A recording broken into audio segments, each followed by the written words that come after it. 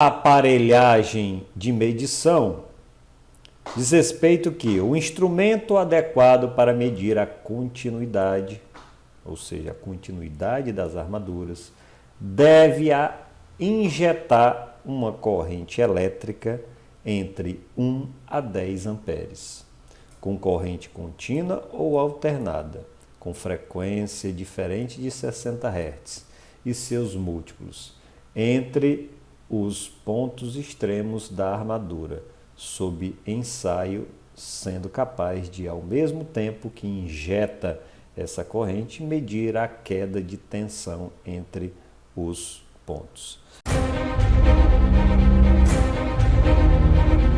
A resistência ôhmica obtida na verificação da continuidade é calculada dividindo-se a tensão medida pela corrente injetada. Ou seja, esse parágrafo diz respeito à especificação do aparelho que deve ser utilizado, tá? Utilização de corrente elétrica capaz de injetar de 1 e 10 amperes, com correntes contínuas ou alternadas com a frequência diferente de 60 Hz, tá? Capaz de medir a resistência ôhmica do topo à base, ok? Considerando que o afastamento dos pontos onde se faz a injeção de corrente pode ser de várias dezenas de metros, ou seja, eu vou colocar aqui no topo, digamos que ele tenha uma altura do topo até o subsolo, 80 metros, por exemplo.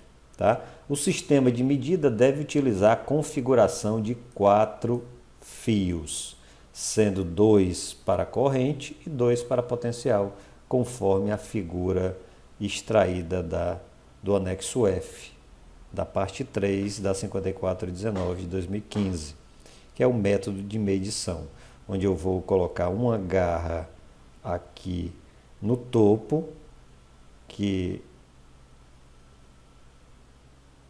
é uma de corrente e uma de potencial, e na base uma de potencial e uma de corrente, para que aqui, entre base e topo, temos uma queda de tensão, que é a resistência ôhmica, evitando assim o erro provocado pela resistência própria dos cabos de ensaio e de seus respectivos contatos. Ou seja, a medição ela deve ser a 4 fios devido a elevadas alturas, né? 30, 40, 50, 60, 80 metros, etc.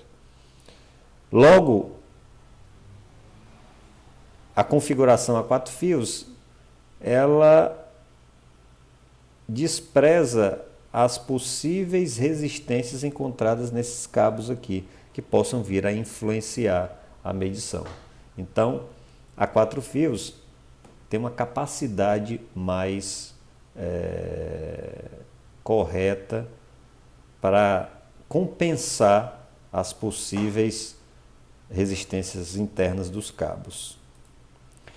Por exemplo, podem ser utilizados, ou seja, a norma aceita os miliohmímetros ou os microohmímetros de 4 terminais, ou seja, 4 fios, 2 de potencial e 2 de corrente, em escalas cuja corrente atenda às exigências anteriores, ou seja, os miliohmímetros e os microohmímetros estão aptos, pois possuem 4 fios e correntes contínuas ou alternadas que injetem 1 e 10 amperes.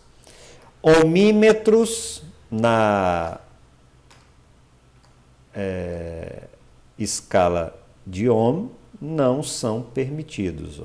Não é admissível a utilização de multímetro convencional na função de ohmímetro, pois a corrente que este instrumento injeta no circuito é insuficiente para obter resultados estáveis e confiáveis.